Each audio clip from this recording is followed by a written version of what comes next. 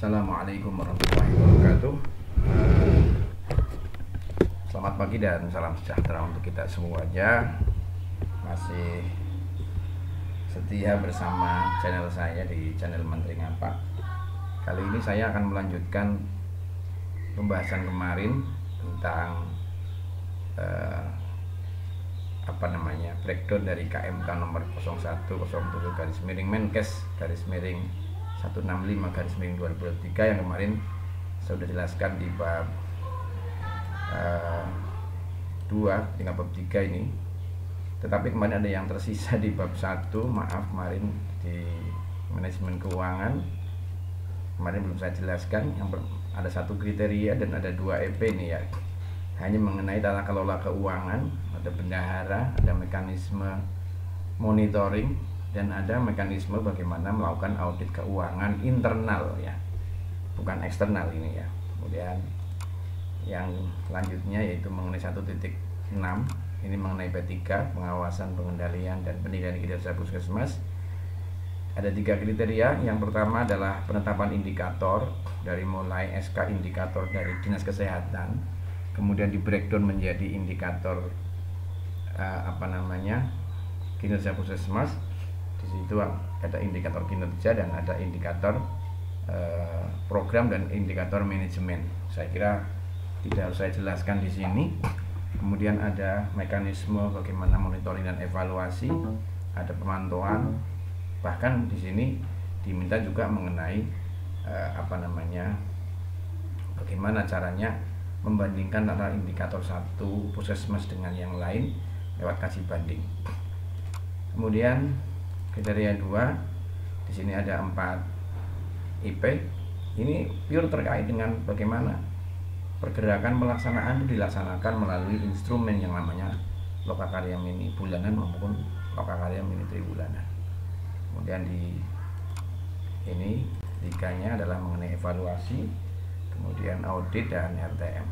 Saya kira silakan, walaupun strukturnya ada di 511, tetapi tim dan pekerjaan audit ada di admin ini, di KMP atau di admin. Oke, kemudian di 1.8 mengenai 1.7 ini mengenai TPJP.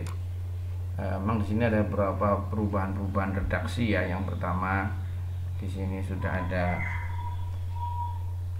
kemarin kan diminta di 121 ada struktur dihapus dari dinas dipindahkan ke sini ya.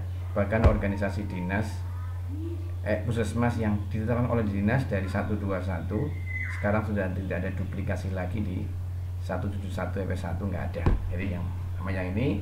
Yang kedua, di sini walaupun tidak diminta harus ada SK tim TPJP, ada program, ada pelaksanaan. Dan di EP5 hati-hati, ini sangat spesifik bahwa dinas itu melakukan pembinaan dan pengawasan melalui TPJP.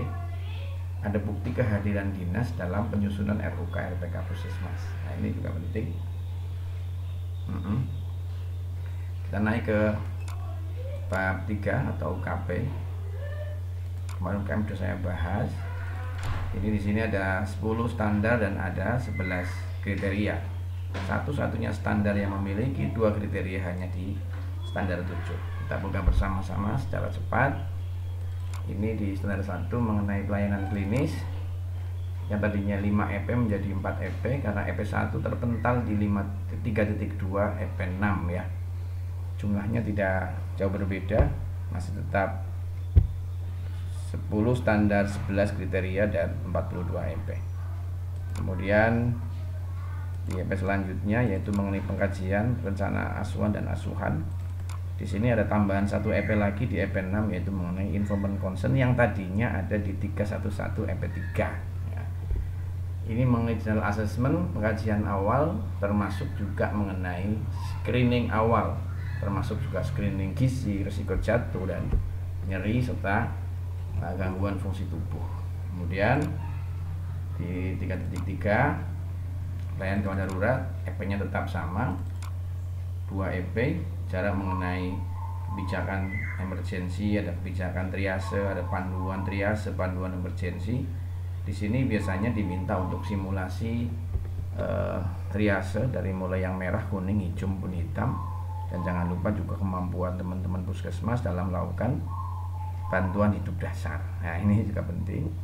Dan jangan lupa juga tim Code Blue juga harus ada, walaupun diminta di 142 EP3 puskesmas mengaktifkan kode-kode daruratan, akan tetapi kode daruratan kode Blue itu adanya di emergency ini.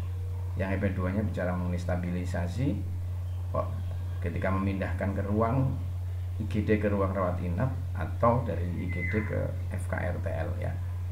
Kemudian di 3.4 anestesi ya, masih ada 2, kebijakannya seperti apa, dan EP2 nya adalah bagaimana ketika ada anestesi ditulis di rekam medik mengenai jenis, dosis, dan teknik penyuntikannya ada di mana. Ini penting, dosisnya, jenisnya, dan cara penyuntikannya. Apakah topikal, apakah infiltrasi, atau memakai yang namanya blok anestesi. Ini yang bisa digunakan di gigi ya. Ada topikal, yang penting di SK kan di sini dan ada panduannya. Kemudian 3.5 juga tidak ada perubahan mengenai gizi. Di sini ada 6 EP dari mulai asuhan gizi.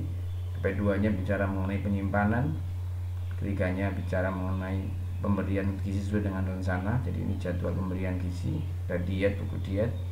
Keempatnya adalah mengenai edukasi tentang diet penyakit tertentu dan edukasi terhadap pasien yang membawa pasien